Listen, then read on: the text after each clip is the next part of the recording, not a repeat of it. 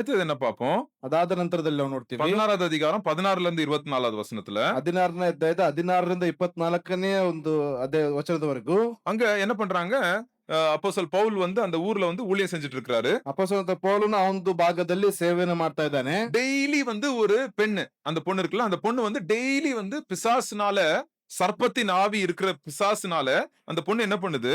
வந்து டெய்லி வந்துட்டு அ அவங்கள டிஸ்டர்ப் பண்ணுது. ஜெபம் பண்ண போது. ಆ ದೆವ್ವಗಳ ಒಂದು ಹಿಡಿತದಿಂದಿರ್ತಕ್ಕಂತ ಒಂದು ಸ್ತ್ರೀ ಬಂದ್ಬಿಟ್ಟು ಪ್ರತಿ ದಿವಸವೂ ಅವರಿಗೆ ತೊಂದರೆಯನ್ನ ಅಲ್ಲಿ ಕೊಡುವಂತದ್ದು ಅಲ್ಲಿ ನೋಡ್ತಾ ಇದ್ದೇವೆ. அந்த இடத்துல என்ன ஆகுது? அந்த பொண்ண வச்சு நெறைய பேர் காசு சம்பாதிக்கிறாங்க. ஏன்னா அந்த பொண்ணுக்கு வந்து ஒரு ஆவி இருந்துச்சு. அந்த ஆவி என்ன பண்ணுமா? குறி சொல்லுமா. குறி சொல்ற ஆவி. அது வந்து நாளைக்கு என்ன நடக்கும்? அடுத்த மாசம் என்ன நடக்கும்? அப்படின்னு குறி சொல்லுமா.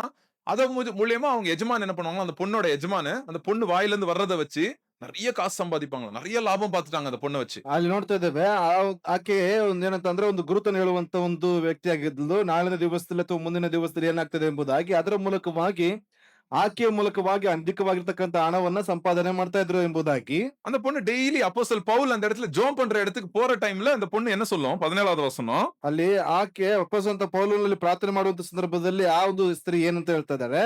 அவள் பவுலையும் எங்களையும் பின்தொடர்ந்து வந்து, இந்த மனுஷர் உன்னதமான தேவனுடைய ஊழியக்காரர், ரட்சிப்பின் வழியை நமக்கு அறிவிக்கிறவர்கள் என்று சத்தமிட்டாள். பாருங்க, இந்த பிசாசு கூட நடுங்குது. பிசாசு கூட யார் தெரியுது? அப்போஸ்தலர் பவுல் வந்து என்ன பண்றாரு? உன்னதமான தேவனுடைய என்னது இவங்கெல்லாம்?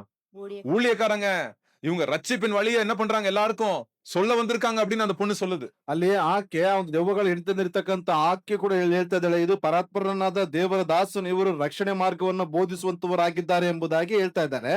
அது சொன்ன உடனே அப்போஸ்தலர் பவுலுக்கு வந்து என்ன டெய்லி இவ தொந்த பண்ணிட்டே இருக்கா அப்படின்னு இயேசுவின் நாமத்தினாலே அப்பாலே போல் சாத்தானே அப்படின்னு சொல்றாரு. அந்த பிசாசு அவட்டு வெளியே வருது. ಅಲ್ಲಿ ಅದಾದ ನಂತರದಲ್ಲಿ ಪ್ರತಿ ದಿವಸ ಆಕೆ ತೊಂದರೆ ಕೊಡುವಂತ ಕಾರಣದಿಂದಾಗಿ ಅವಳನ್ನ ಯೇಸುವಿನ ಹೆಸರಿನಲ್ಲಿ ಬಿಟ್ಟು ಹೋಗೋದಕ್ಕೆ ಅಪ್ಪಣೆ ಕೊಡ್ತೀನಿ ಎಂಬುದಾಗಿ ಆತನನ್ನ ಗದರಿಸ್ತಾ ಇದ್ದಾನೆ. என்ன ஆகுது?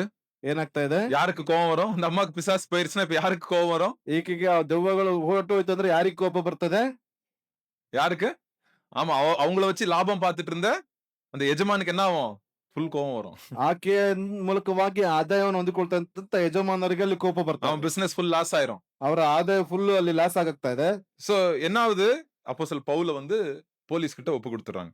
ಅಪೊಸ್ತಲನಾದ ಪೌಲನನ್ನ ಅಲ್ಲಿ ಪೊಲೀಸರ ಬಳಿಯಲ್ಲಿ அவங்க ಒಪ್ಪಿಸಿಕೊಡ್ತಾರೆ. பாருங்க எப்படி சொல்றாங்க? 19வது வசனத்துல அவங்க இழுத்துட்டு போறாங்களாம். தர தர தர தரன்னு மார்க்கெட்ல எப்படி யார இழுத்துட்டு போறாங்க? அப்போஸ்தலர் பவுல தர தர தரன்னு இழுத்துட்டு போறாங்க மார்க்கெட்ல. ಅಲ್ಲಿ ಆ ಪೌಲ ಸೀಲರನ್ನ ಆ ಒಂದು ಮಾರ್ಕೆಟ್ ನಲ್ಲಿ ಎಳೆದುಕೊಂಡು ಹೋಗ್ತಾ ಇದ್ದಾರೆ ಎಂಬುದಾಗಿ இழுத்துட்டு போய் அதிகாரிகள் கிட்ட கொடுத்துறாங்க அப்போஸ்தலர் பவுலையும் ಅಲ್ಲಿ சீலாவையும். ಆ ಪೌಲ ಸೀಲರನ್ನ ಎಳೆದುಕೊಂಡು ಹೋಗಿ ಅಧಿಪತಿಗಳ ಮುಂದೆ ತಂದು ನಿಲ್ಲಿಸ್ತಾ ಇದ್ದಾರೆ. அந்த அதிகாரிகள் விசாரிக்காம என்ன பண்ணிடுறாங்க? விசாரிக்க கூட மாட்டேங்கிறாங்க. யார் இது தப்பு, யார் ரைட்னு. என்ன பண்றாங்க? 22வது வசனம் பாருங்க. ரொம்ப பரிதாபமான வசனம். 22, 23. ಅಲ್ಲಿ 22, 23 ನೋಡುದಾದ್ರೆ ವಿಚಾರಣೆಯನ್ನು ಮಾಡದೇನೆ ಬಹಳ ಒಂದು ಕಠೋರವಾದಂತ ರೀತಿಯಲ್ಲಿ ನಡೆಸಿಕೊಳ್ತಾರೆ. அப்பொழுது ஜனங்கள் கூட்டம் கூடி அவர்களுக்கு விரோதமாய் எழும்பினார்கள். அதிகாரிகள் அவர்கள் வஸ்திரங்களை கிழித்து போடவும் அவர்களை அடிக்கவும் சொல்லி அவர்களை அநேக அடி அடித்த பின்பு சிறைச்சாலையிலே வைத்து அவர்களை பத்திரமாய் காக்கும்படி சிறைச்சாலைக்காரனுக்கு கட்டளையிட்டார்கள். பாருங்க என்ன பண்றாங்க? ட்ரெஸ்ஸ கழட்டி இரும்பு கம்பினால அடிக்கிறாங்களாம் அவங்கள. ಅಲ್ಲಿ ಬಟ್ಟೆಯನ್ನ ವಸ್ತ್ರವನ್ನು ತೆಗೆದು ಹಾಕಿ ಅಲ್ಲಿ ಚಡಿಗಳಿಂದ ಹೊಡೆಸಲ್ಪಡ್ತಾ ಇದ್ದಾರೆ. அப்புறம் அவங்கள சாவட்டினால வந்து முதுவெல்லாம் ரத்தம் வர்ற மாதிரி அடிக்கிறாங்களாம். ಅಲ್ಲಿ ಆ ಒಂದು ಚೌಟೆಗಳಿಂದ ಹೊಡೆಯುತ್ತ ಕಾರಣದಿಂದಾಗಿ ಅವರ ಬೆನ್ನಿನ ಭಾಗದಲ್ಲಿ ರಕ್ತ ಉರಿಯುವಂತ ರೀತಿಯಲ್ಲಿ ಆಗ್ತಾ ಇದೆ. கை கால வந்து கெட்டி ஜெயில்ல போடுறாங்களாம் அவங்கள. ಅಲ್ಲಿ ಕೈ ಕಾಲುಗಳನ್ನ ಕೊಳವನ್ನ ಹಾಕಿ ಅಲ್ಲಿ ಹಾಕ್ತಾ ಇದ್ದಾರೆ. பாருங்க எப்படி பணம் வந்து மனுஷன் எப்படி பண்ணுது பாருங்க. ಅಲ್ಲಿ ಹಣವು ಮನುಷ್ಯನನ್ನ ಯಾವ ರೀತಿಯಾಗಿ ನಡೆಸಿಕೊಳ್ತದೆ. பணம் போயிருச்சுன்னா பிசாஸ் மிருகம் மாதிரி ஆயிடுறாங்க ஜனங்க. ಅಲ್ಲಿ ಹಣವು ಹೋಯ್ತು ಎಂಬುದಾಗಿ ಹೇಳುವಾಗ ಜನಗಳು ಮೃಗದ ರೀತಿಯಲ್ಲಿ ವರ್ತನೆಗಳನ್ನ ಮಾಡ್ತಾರೆ. ஆனா அந்த பொண்ணு எப்படி இருப்பா இப்போ? ಆದ್ರೆ ಆ ಒಂದು ಸ್ತ್ರೀ ಆಗಿರ್ತಾಳೆ. அந்த பொண்ணுக்கு என்ன இருக்கும்? ಆ ಒಂದು ಸ್ತ್ರೀಗೆ ಏನಾಗಿರ್ತದೆ? சந்தோஷமா இருப்பா, விடுதலையா இருப்பா அவ. ಆಕೆ ಬಿಡುಗಡೆ ಹೊಂದಿ ಸಂತೋಷವುಳ್ಳವಳಾಗಿರ್ತಾಳೆ. ஒரு பொண்ணு நல்லா இருக்கிறது வந்து அந்த ஊர் ஜனங்களுக்கு பிடிக்கல.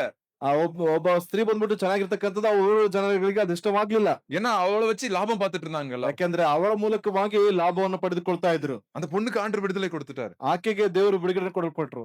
ஆனா யார் அடி வாங்குறா?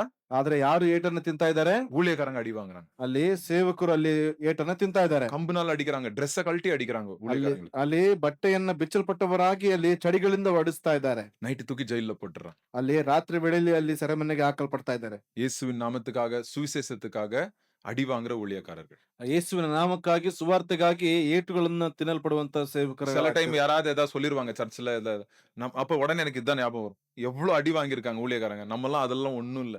யாராவது என்ன சொன்னா பரவால்ல மறந்துரலாம், மன்னிச்சிரலாம் அப்படின்னு தான் மனஸ்தான்மை வரும் நமக்கு. ಕೆಲವರು ಏನಾದ್ರು ಹೇಳುವಂತ ಸಂದರ್ಭದಲ್ಲಿ ಇದು ನನಗೆ ಜ್ಞಾಪಕಕ್ಕೆ ಬರ್ತದೆ. ಇದಕ್ಕೆ ಇದಕ್ಕಿಂತ ಹೆಚ್ಚಿನ ರೀತಿಯಲ್ಲಿ ಅವರು ಅವಮಾನಗಳನ್ನು ಹೊಂದಲ್ಪಟ್ಟಿದ್ದಾರೆ. ಇದು ಏನೂ ಇಲ್ಲ ಎಂಬತಕ್ಕಂತ ರೀತಿಯಲ್ಲಿ சோ ಭಾಸವಾಗುತ್ತೆ. அதனால உங்கள ஊழியம் செய்யும்போது, உங்க ஊழியத்தோட வாஞ்சையா நீங்க சில காரியங்கள் செய்யும்போது, சின்ன காரியங்கள், சின்ன சின்ன காரியங்கள், பேச்சுவார்த்தைகள் எல்லாம் வரும்.